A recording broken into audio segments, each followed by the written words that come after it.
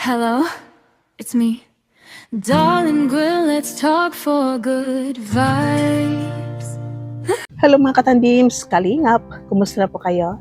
So bago natin reactionan ito ating thumbnail na dalawa sa Kalingap Pugi na charity vlogger.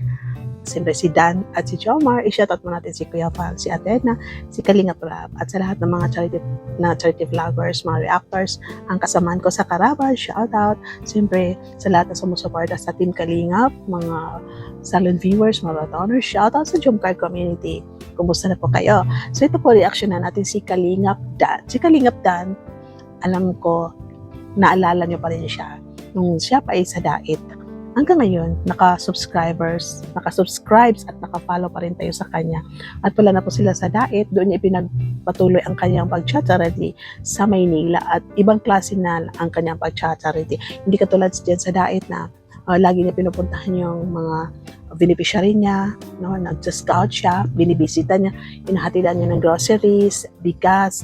Pero dito sa Maynila, iba na ang klase niya. Siya ay nagmamotor, kung sino madaanan niya, tinutulungan niya. Di ba po? Para po sa akin, maganda rin yung programa ni Kalingap Dan. Kahit nakita natin, napansin natin yung views niya is hindi katulad ng dati, pero yung paglingat niya, ikakaiba rin. Meron siyang kapareho din na nagmamotor sa pag-charity, katulad dito kay Kalingap Dan. Pero dito ko sa Maynila, walang charity vlogger na Kalingap. Ano po? Meron dyan si 1TV Vlogs pag napunta dyan, si Kindred TV, no?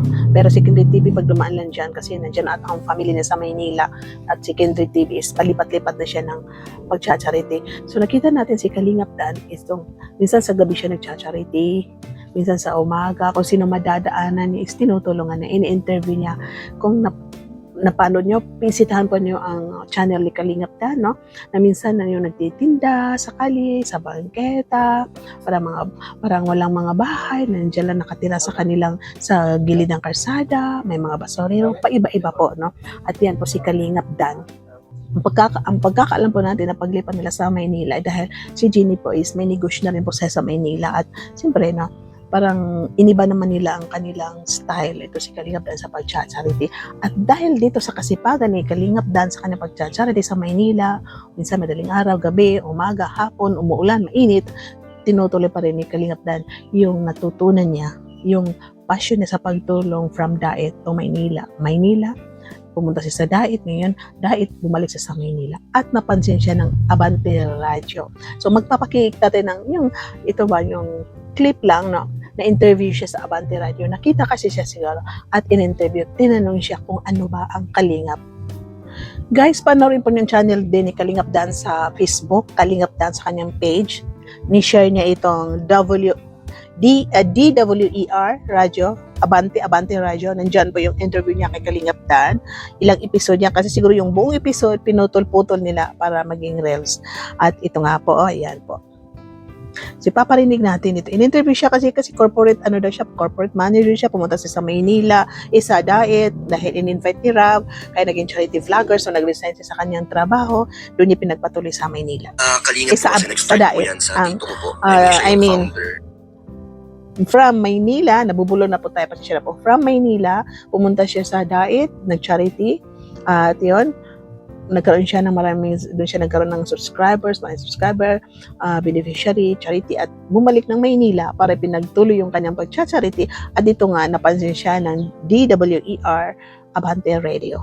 Ng Team Kalingap, yung si Val Santos Matubang, and then yung pinsan ko po na anak niya naman, si Rab Matubang, na in-invite po akong pumunta ng Dait, na doon po kasi nakabase yung Team Kalingap sa Cam Norte. So in-invite ako na sumama po ako sa vlogging, itry ko daw po. So doon na nag-start, na nag-resign po ako, and then pumunta ako ng Dait. Nag-stay ako ng 4 years po. Naging charity vlogger ako doon ng 4 na taon, and then ngayon po, mga 2 months na bumalik ulit kami dito sa Manila. Ano ba ang Kalingap? Kwento mo sa akin yan. Ang Kalingap po kasi, sinimulan nga po yung Yes. dito ko po. Mag-isa lang po siya ng before, parang ano po tayo, before pandemic po. Okay. Doon nag-start, so mga 5 years na rin, or more than 5 years na yung Team Kalingap. Anong ginagawa ng team? So, talagang ang focus namin is maghanap ng mga tutulungan sa mga liblib na lugar tulad ng mga bundok-bundok. And then, yun, nasa almost 300 na po ang pabahay ng total ng Team Kalingap. Yun. Okay. Pero yung sa sarili ko naman po, sa channel ko, Panoorin niyo po panoorin po ninyo itong WDR, Abante Radio, nandiyan po yung interview kay Kalingap Dan, ni-share po niya. At yung nga po, yung highlights dyan, yung ano ang Kalingap. Kasi ang Kalingap is tulong. Kaya kasi kapwang tumutulong. Kasi ang pagkakalam ko, ang lingap is tulong, kaya kalingap kasi kapwang tumutulong, kaya naging kalingap. At na-highlights din yung pagtulong at siyempre ang pagpapabahay ng kalingap. Yun ang maganda dito. At yun nga, ito si Kalingap Dam, no? I'm sure kayo, nakasubaybay pa rin kayo sa kanyang vlog, na ito nga, no? Iba na lang ang style ng kanyang vlog ngayon, yung nagbiyabiyahe siya kung sino nadadaan niya, tinutulungan niya. At the same time, may negosyo sila ni Jenny, nagla-live selling sila. Yan po. So, supportahan po natin si Kalingap Dan. I'm sure na nandiyan pa rin kayo. At dito naman tayo kay Jomar. At ito si Jomar.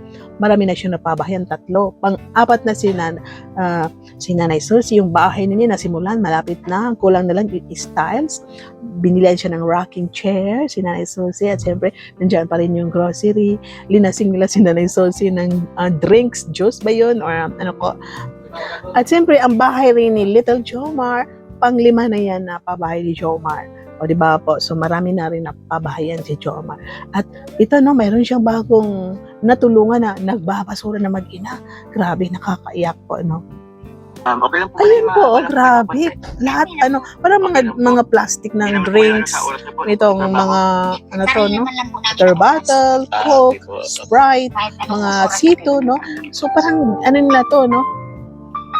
Parang basurero rin kasi nagsasagregate. Ang kaiba to kay Nanay Jenny Rose is, nagbabaik sila, namumulot ng basura. Ito is talaga, parang dyan lang, no? So parang may una siyang asawa, may pangalaw siyang asawa. At ito, no, itong bakan talaga na nagsasagregate sila. Pero masisipag, no? Matutuwa pa rin tayo sa mga ganito kasi kung wala sila, maraming kalat dyan na hindi mapupulot, hindi maiipon, hindi maibebenta kasi ito kailangan ibalot, ibenta ulit. Parang pumapasok ata sila dyan, no? Ayan nga po. At nakikita natin itong Jomar is yung tulong pa rin niya, pagtulong pa rin niya is masipag pa rin po si Jomar. At ayan, maraming natutuwa pa rin hanggang ngayon na yung mga sponsor ni Jomar, nandyan pa rin yung pagpapalipad sa kanya, no? Nagbibigay pa rin ng support dito sa mga beneficiary ni Kalingap Jomar. At thank you sa lahat na tumutulong kay Jomar. Sponsor ito ang Team Wig, Team Jomcar 23, itong Team Hopya, marami pa pong team na tumutulong kay Jomar, hindi ko kayo maisa-isa. Team Chakli, no? At really appreciated yung lahat na support niyo kay Kalingap Jomar. At sana wag niyo po iwan at yung pagmamaraton niyo ay tuloy-tuloy pa rin po. At iba marami kumakalat na pictures, no? Di ba? Nag-selfie si Carl at si Jomar sa sasakyan dahil aatin sila ng velvet box anniversary. Magpapakita tayo ng picture, papakita natin, di ba cute?